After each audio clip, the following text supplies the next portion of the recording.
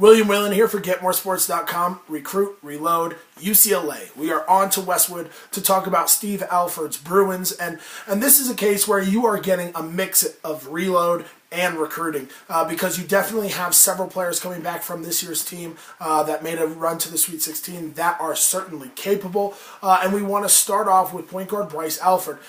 Gets a lot of flack in the Pac-12 and the West Coast for how many shots he takes, but guess what? The kid can absolutely play. Showed up big time in the NCAA tournament, much to my surprise. He's going to be a big cog going into next year because you put him with newcomer Aaron Holiday, another Holiday brother coming through UCLA, and a point guard.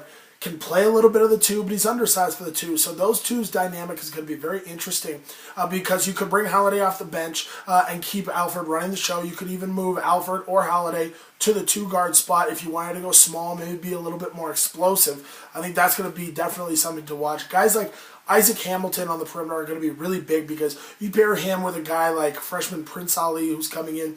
Those guys can get it done in a variety of ways. Ali, the more athletic, Hamilton, the more skilled. Certainly a bucket getter, showed that down the stretch a year ago. So those are two guys to definitely keep an eye on as well. But to me, next year's team is going to be really interesting to watch in the front court. Because you have Tony Parker, who really came on throughout last year, developed a lot under Alford's staff, really was kind of floating in the wind before this staff came into town. But I like what I've seen out of him. He's actually one of the better low-post scorers in the Pac-12.